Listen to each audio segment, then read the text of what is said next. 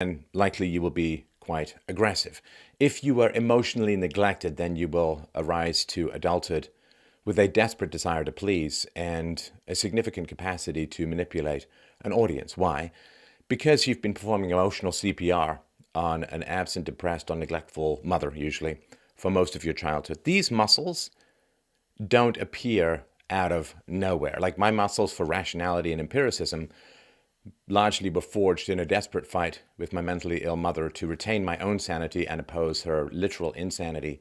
These don't arise out of nothing, and the superhuman feats that certain minds are capable of arise out of a really desperate kind of cliff edge battle that often goes on for years, if not decades, which strengthens muscles, sharpens responses, and so on.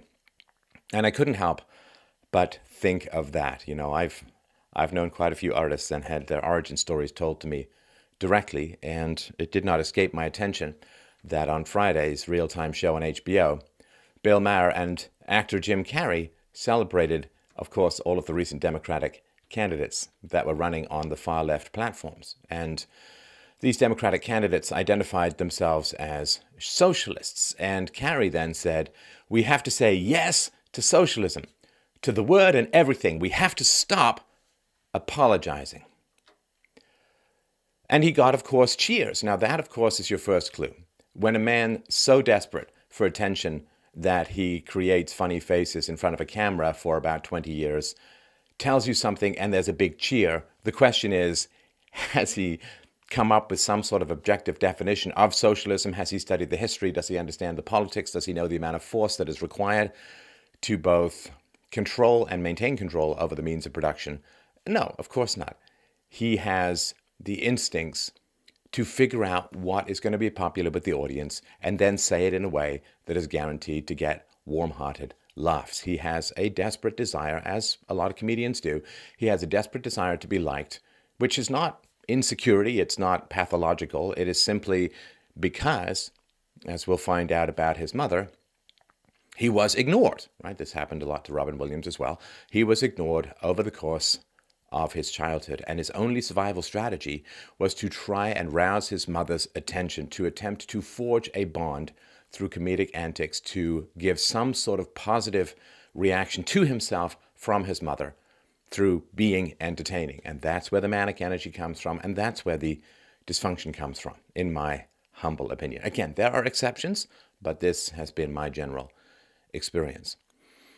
So Jim Carrey said, "I grew up in Canada, okay? We have socialized medicine, and I'm here to tell you that this bullshit line that you get on all of the political shows from people is that it's a failure. The system is a failure in Canada. It's not a failure.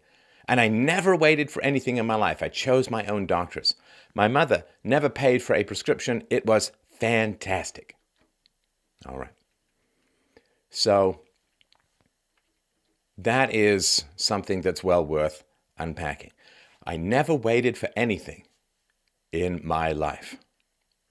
Who knows if that's true or not? That is certainly not the experience of people who faced socialized medicine in other countries. Certainly in England, I get constant complaints, and you can read the articles on the National Health Service, how terrible it is, how delayed it is, how much you have to wait for things. Certainly here in Canada, the waiting lists are enormous because that's what happens. I mean, when you socialize something, there's no longer any market forces, and therefore the only way to restrict its costs is to slow down the provision of services. So when he says, "I've never waited for anything in my life," I don't even know what that means. Now, the guy is what, 56 or so, and he was last in Canada 40 years ago, 30 years ago, I don't know. But things have certainly changed since then. See, this is a thing that happens when you socialize something.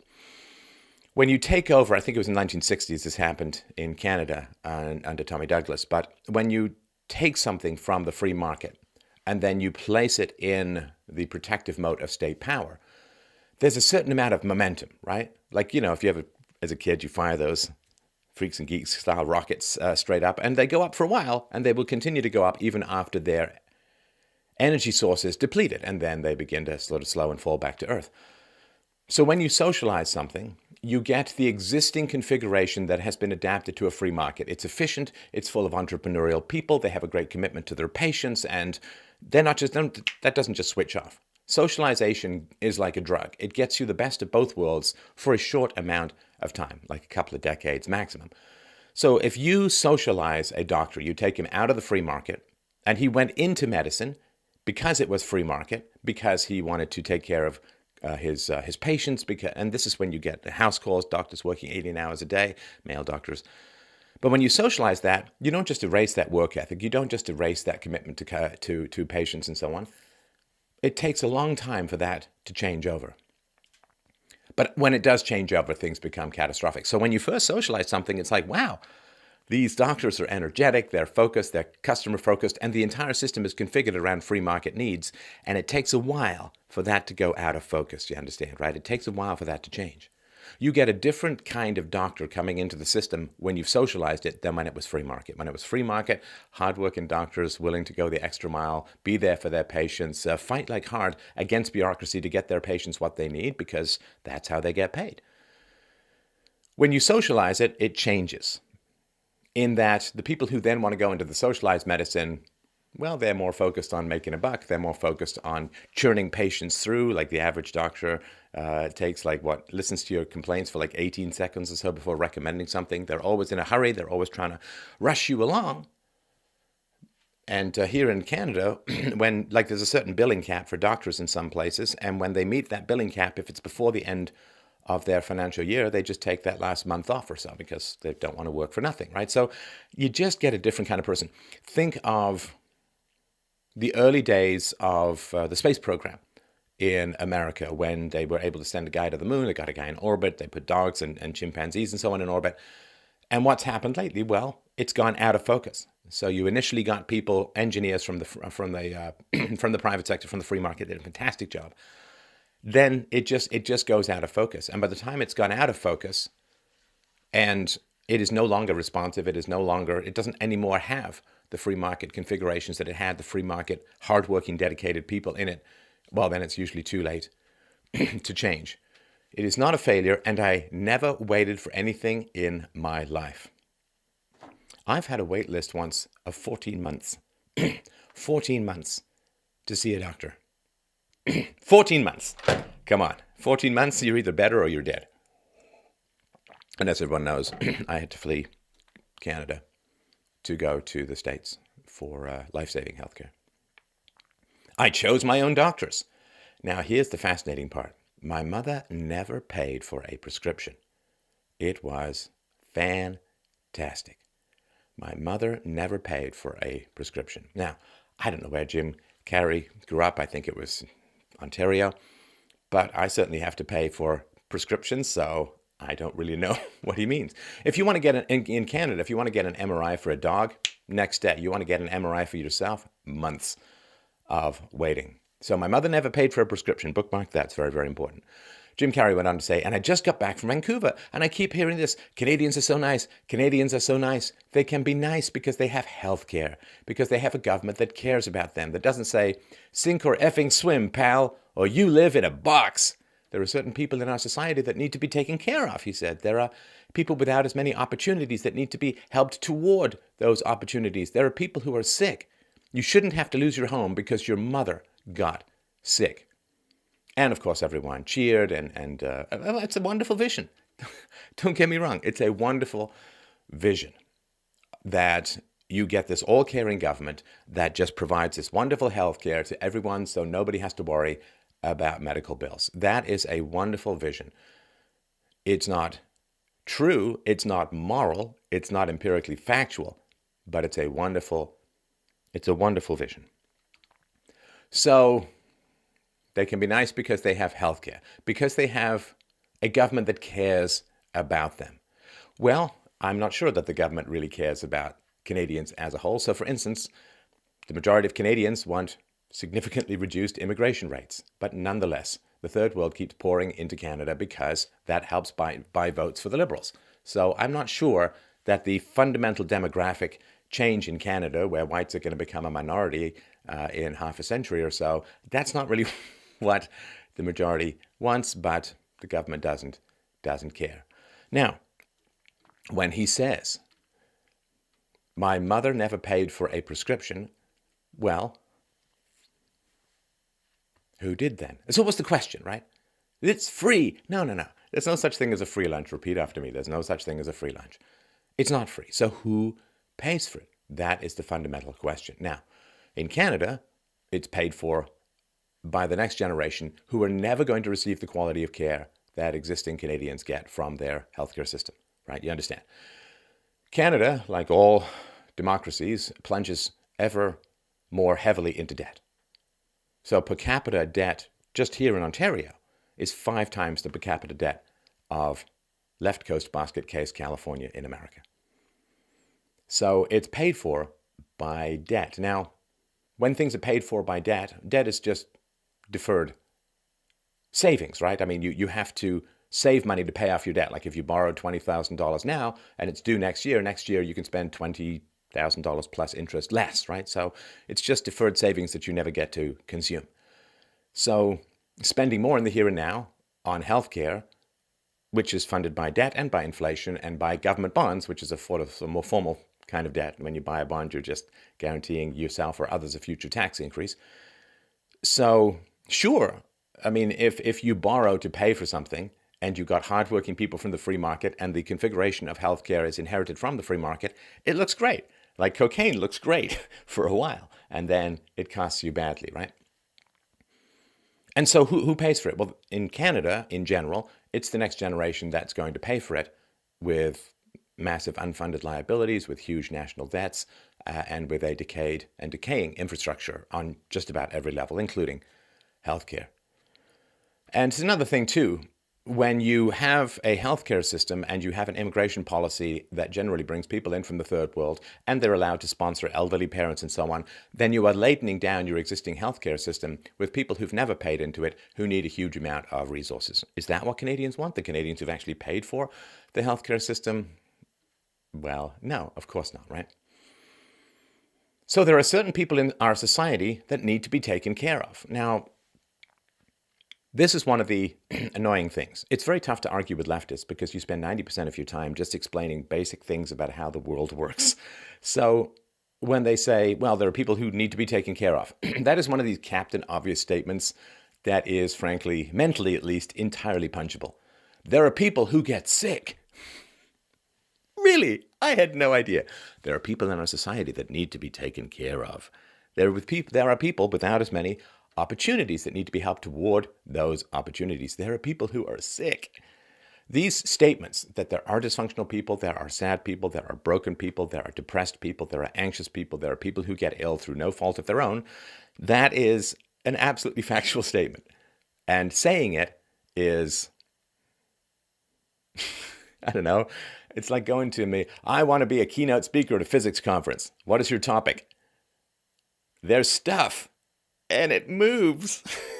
I mean, this is like stuff that would not be entertained as a reasonable presentation in kindergarten should not be chest-thumpingly, virtue-signally orated on mainstream television. Or I guess maybe it should. Maybe that's what mainstream television is for. But yeah, there are people who are sick. There are people who need to be helped. Of course, everybody on the planet recognizes that. The question is, how are they helped in a sustainable and productive way? Because if there's a guy who's a drunk and you give him some alcohol, he's happy. You've helped him, but you've actually hurt him. If there's somebody who's poor, because that poor person is making bad decisions with their money, right? Maybe they're drinking too much alcohol, maybe they're gambling, who knows, right? Giving them more money will not solve their problems. It will, in fact, make those problems worse. Helping people is a very complex thing. And the only people who just say, well, people need to be helped, therefore government force and debt and political power is the only way to do it, I think are people who've never actually tried to help someone in their own lives. Or maybe they've tried to help someone and it's completely failed, which we'll get to with Jim Carrey in a few minutes. But it's very, very difficult and complicated to help people. I mean, I have been talking to people about philosophy and all of that in my call-in shows for well over 10 years now. I've done thousands and thousands of these conversations. It's really difficult and complicated to help people. And just saying, well, this massively complicated thing should just be done by a bunch of bureaucrats and politicians who have the power, the coercive power of taxation. I don't understand it fundamentally. I don't understand it. So it says here, you shouldn't have to lose your home because your mother got sick. Well, I don't know. What does it mean you shouldn't have to lose your home because your mother got sick? Did your mother take care of herself? Did your mother buy health care insurance? And I'm not talking about the garbage Obamacare crap that goes on in America. America is struggling with the vestigial tail. Like, if a lizard loses its tail, it twitches around on the sidewalk for a bit. Well, that's the free market in healthcare in America. More than 50% of every healthcare dollar in America is spent by the government. You've got massive government programs. You've got restrictions to entry. You've got restrictions. You have to show a certificate of need to even open up a healthcare clinic in some places. It's crazy, crazy, mostly socialized, and that's why it's gotten so expensive. So if you get sick, it's a risk we all know about, and it's a risk, of course, that you buy insurance for. And if you haven't bought insurance, maybe, just maybe, you've been a wonderful enough person in your own community that people will help you out, right? When I got sick, I asked for some money for the healthcare bills in America, and people did a lot to help me out, which I hugely appreciate. So if you're part of a church, if you're part of a community, if you're recognized as a great person, a warm person, a wonderful person, one of these soft knitting needles that holds together the entire tapestry of a community, people will band together. They will, because you've helped them out. They will, in this wonderful warm knitting of community that we used to have until diversity in the welfare state, you will be taken care of. So the question is, why would you lose your home if you got sick? Well, if you got sick through a fault of your own, like you just chain smoked or whatever, well, people's sympathy will probably still be there, but there's a certain amount of, if you juggle with chainsaws every now and then, you're going to get a pretty close shave on your fingernails. So if it was just something bad that happened, if it was, if you just never quite got round to buying your healthcare insurance, assuming it's a reasonable price, which it would be in a free market, then people would be like, yeah, we'll help, but man, you really should have bought that healthcare insurance, right? So why would you lose your home if you get sick? And the other thing, too, is in a socialized system, if the government doesn't want to give you health care, most people, they don't have the option to go to the States and pay. So you die. You die. And when the government has control over your health care and they don't provide it to you, what can you do? There's no other place to go. You just sit there and you wait and you hope while the tumor grows. It's just terrible. But we'll get into this more a little bit late. And socialism is interesting. From each according to their ability, to each according to their need. So everyone should get a leading role, right? All the actors should get a leading role. All the actors should get paid the same as the A-list celebrities. Every unemployed actor gets paid. Even if they don't show up to the movie set, they get paid. So why wouldn't they embrace that? Well, of course they wouldn't. Because see, socialism for other people, it's for getting empty cheers from empty-headed people in a television studio, in the sophistry, Mount Doom of verbal massaging of people's self-suicide glands. And Jim Carrey as well was born in Canada, grew up in Canada. Now, what's interesting, he's a very talented guy. Don't get me wrong, very talented guy, very good comedian. You got to see him contort his face into Clint Eastwood. And he talks about when he was younger and he was homeless. And he makes jokes about it, like it was something like, hey, Dad, is there any possibility that we're living below the poverty line? No, son, we're rich as long as we have each other now. Into the dumpster you go, up you go. Yeah, it's kind of chilling stuff. He was homeless for a while, has made jokes about it, talked about it before. But you see, given his talents, there's more money to be made in America in film and television than in Canada. So where did this socialist go? Well, he abandoned Canada and its wonderful healthcare system where people are very nice. And he took all of his earning power and went to America, where he's now worth, 150 million, like some I can't remember exactly, but some crazy number that he's worth, right? So if the healthcare system kept his mother alive, then why wouldn't he stay in Canada where the healthcare system is so wonderful, use his talents to help generate tax revenue within Canada? Now, people say, well, some of his films were filmed in Canada and so on, but that's because of tax breaks. You understand? That's because of tax breaks, paying less tax. So yeah, he moved to the arch-capitalist home planet of Hollywood, and that's where he made his money. So now, he said his mother never paid for prescriptions. Also Jim Carrey, and I quote, "My mom was addicted to pain medication." First of all, Jim, I'm really, really sorry. That is a horrible way to grow up when you've got a mom wandering around in a brain fog and you're desperately trying to connect with her, because as a child, connection, and we're just going to go with the mother here in particular, but connection with your mother is survival itself. If the mother is indifferent to you, if the mother doesn't care, if the mother is distracted, especially if you have siblings, well, I mean, you've seen those little piglets, the runt of the litter, trying to burrow their way in to get to the mother pig's nipples and so on, right, to get the milk. I mean, you're going to die. There is death anxiety around a lack of connection with your mother, and you'll do anything to try and maintain that connection. You'll make funny faces, you'll make jokes, you'll even act out, you'll cause trouble, you'll anger your mother, because at least that's some connection. Anything. Don't ignore me, don't ignore me, don't ignore me is the foundational chant of dysfunctional childhoods, particularly when neglect, which is a very underrated form, I can't think of a good way to put this without it sounding like it's a good thing. It is underestimated often how bad parental neglect is for children. I think it's one of the worst outside of outright sexual abuse, because we know that children will act negatively to get parental attention. And so it is one of the worst forms of child abuse is parental neglect. And it does produce this just kind of desperation to be liked. This, no, you don't have a self, right? You have to be you plus entertaining. You have to be you plus jokes. You have to be you plus funny faces. You have to be you, whatever, right? And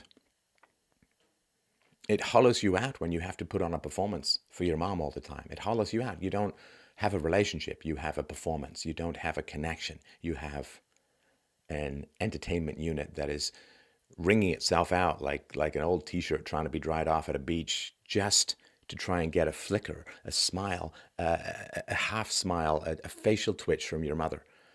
And this, to me, is one of the reasons why Jim Carrey is very entertaining, but there's also a lot of desperation in there, which I think we've all heard about who followed his career at all. And the desperation comes from, it is a survival panic to engage people. And when you don't have a connection with your mother, it's almost impossible to stand being disliked outside of the home, right? I remember when I was in theater school, there was a guy there who said something, it struck me as a beautiful thing that he said. He said that his parents had said, go out into the world and do your thing and be creative and do all of this great stuff, because you always know that you have a home here, you have a place here, you have a bed here, you have security with us. Pretty nice, pretty nice. I don't know if he took that out and did stuff with it, but it was I remember it really struck me. It's a beautiful thing. You know, like there's an old Tom Hanks movie about being a stand-up comic where he says something like, I'm a comedian because I think nothing is funny. And there's real truth in that. It took me a while to figure why that stuck in my brain like a splinter. But the reason is because you become often, again, there are exceptions, but often people become comedians because they've had to entertain a depressed family member for years. And that's how they've got that muscle. Or those muscles. So yeah, it's a desperate situation to have to entertain people in order to gain any kind of positive reaction from them. And this is another reason why comedians so often self-medicate, and so because there's a lot of pain down there. So Jim Carrey says, my mom was addicted to pain medication. And he's also said in the Bill Maher interview, she never had to pay for a prescription in her life. Do you see how split this understanding is, this self-knowledge, these connections? You understand, Jim, it would have been better if your mother had had to pay for prescriptions, because then she wouldn't have had access to the pain medication, at least not as easy. And this healthcare system that you say is so fantastic, unless your mom was out there dealing with the kids in the schoolyard, this healthcare system that you say is fantastic and is so wonderful poured pain medication, drugs down your mother's throat. You understand? It's not even, I personally, this is just, of course, my theorizing. I don't actually believe that it's Jim Carrey's opinion. I think it's his mother's opinion because the healthcare system appears to be Jim Carrey's mother's dealer. And when you're a drug addict, your dealer is wonderful. And so what happens in Jim Carrey's household when he's a kid if the government system gets privatized, right? If it becomes free. I mean, sorry, free is always confusing with this socialist crap, right? Not free from consequences, not free from client or customer or patient control, but it becomes a free market environment. Well, she's not going to be able to get a hold of these drugs that she's addicted to, and what happens then? So he says, my mom was addicted to pain medication. She was very sick in a lot of ways. She was lovely too, but she was a child of alcoholics and she had issues. He added, and that's not intentional abandonment. She was always there for me. She was always there in the house. But if you're high on painkillers, that's abandonment. So she's there but not there, which is tortuous. And, you know, Jim Carrey, in many ways, he has like a big heart. He's intelligent. He's very talented, as I said. And that's kind of torture, to have someone there but not there. Carrey said that his mom did her best, but in the end, he felt alone. He said, I guess we're all abandoned to a certain extent, all of us, in some way or another, by something or someone, and that forms in us our belief about ourselves. Now, this is called normalizing, right? Which is to say, I had a personally negative experience, and if you have a personally negative experience that's outside the norm, then the person who inflicted that negative experience on you is to blame, right? Assuming they're an adult and so on, right? So if your mother is addicted to painkillers and she is emotionally unavailable and she abandons you quite in the house, right? You got this ghost moving around the house, Long Day's Journey into Night style. If you want to read about the effects of morphine addiction on creativity, go Eugene O'Neill's play, see it, or Martha Henry one is fantastic, but see it or read it. Also, it's an incredible play. It was a play, his mother was addicted to morphine, and the play was so, and his father was a famous actor, Eugene O'Neill, and the play was so agonizing for him to write that he wrote it, and his wife said he came out of his study writing it, and it was weeping and just, you know, red eyes and unable to speak after disgorging this play, the truth about his youth. And even though the play is a masterpiece of analytical dysfunction of a family, Eugene O'Neill refused to have the play performed until at least 10 years after his death, almost like the play would reach into his grave and bring him out as a howling baby to yawp his humiliated dysfunction across the rooftops of the world. I have to be 10 years dead before this history can be resurrected on a stage, before my mother can come back to life. I have to be at least 10 years dead. I have to be rotted away before my mother returns to life through my imagination. That's a terrifying, terrifying story. So if the mother, who was home and therefore responsible for the children, is popping pain pills instead of being a mother, that creates a lot of pain, obviously, right? And then you get angry at your mother, right? Unless, now the way you avoid being angry at your mother is you say, well, it happens to everyone. And then your mother is not an individual who acted in a negative way within your environment.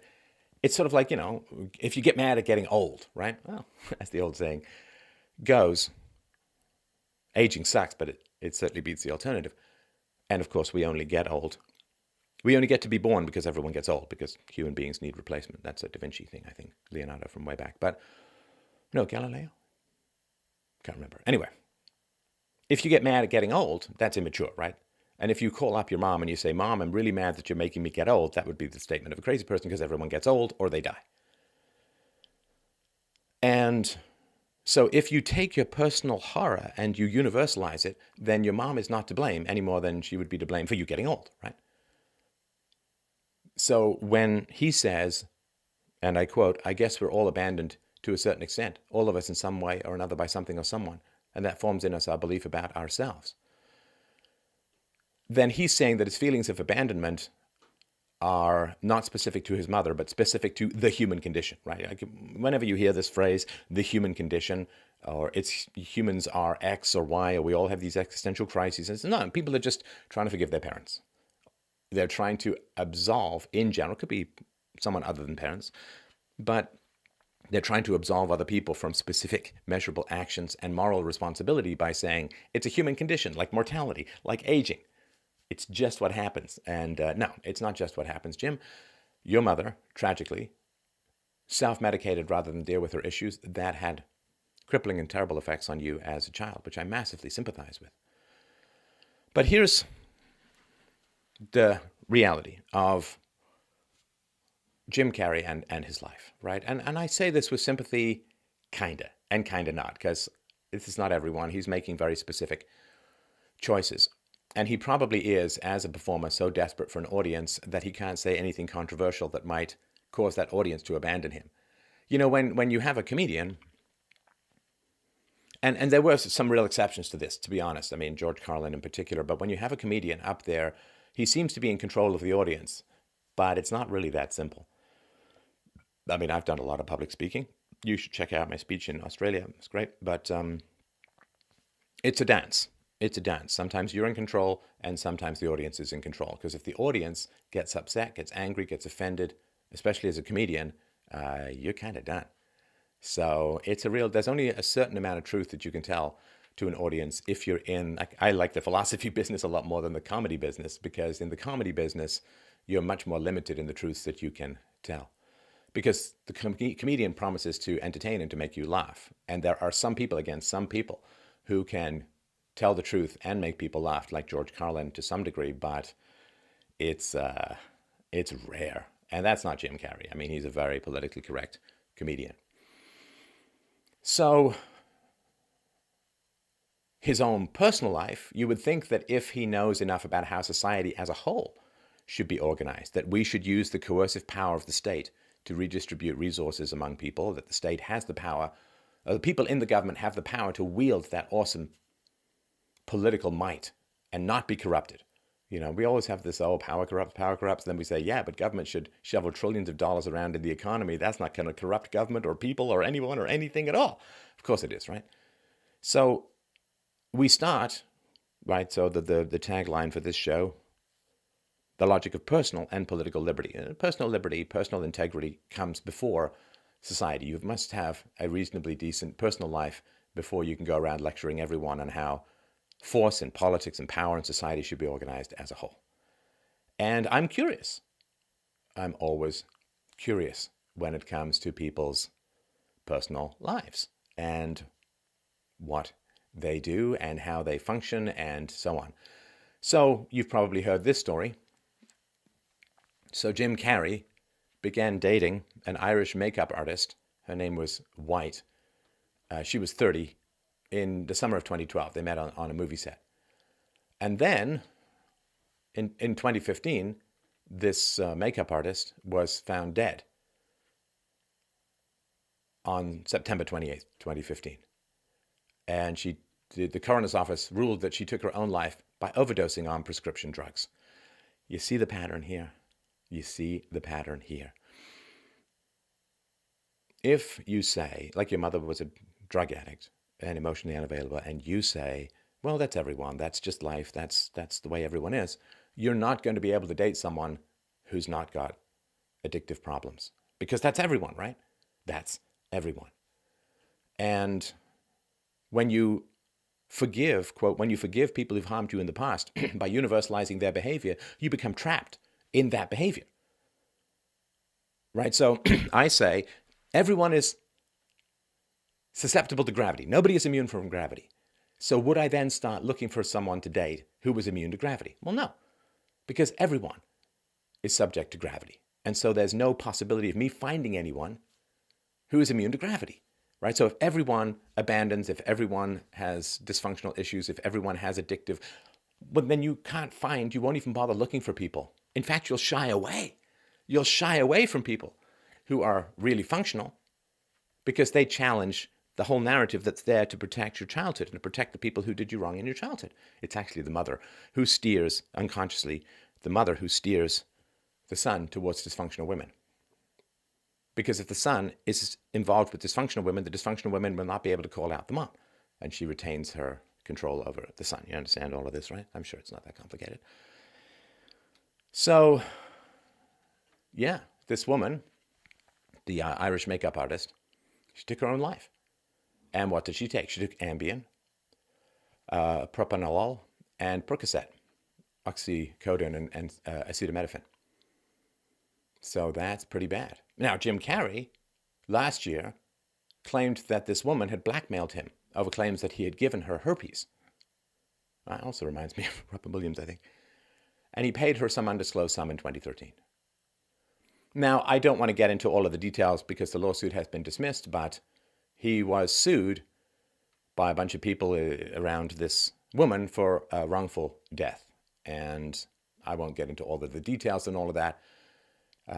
But the lawsuit was dismissed over allegations of fraud. But come on. I mean, this is where Jim Carrey is in his life, in his early to mid 50s, right? That's just astonishing.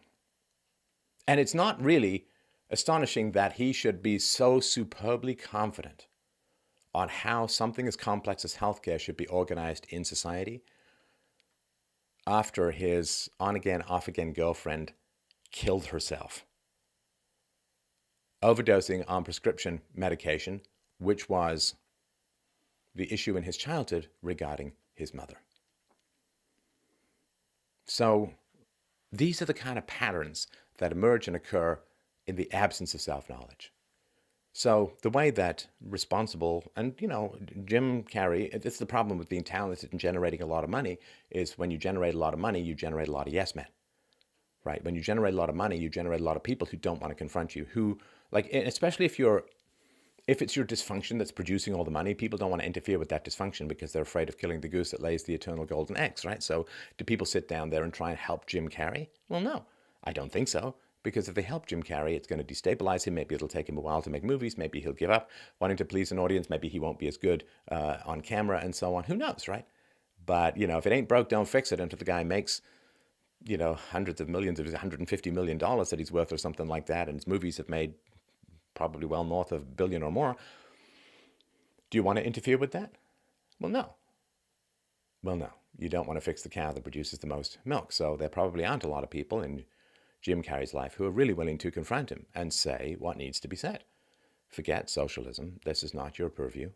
Forget talking about the glories of the healthcare system that to some degree, I assume, helped ensnare your mother in a life of addiction and half destroyed your childhood. Focus on the pain and the anger that you have as a child towards having to be a performing animal rather than a fully realized human being. To be loved for entertaining people rather than just existing and being who you are. To ending up in a straitjacket of human doing rather than human being, right? There's a lot of pain in there. There's a lot of anger in there. Now, if you get that anger, the anger is there to protect you from repetition of addiction. Because he said both about his mother and the Irish woman who killed herself. They're lovely. They're too good for this fight. Come on. It's a dysfunctional mess. You differentiate it with anger. You protect yourself with anger. Anger is a very healthy emotion. It's the immune system of future moral salvation.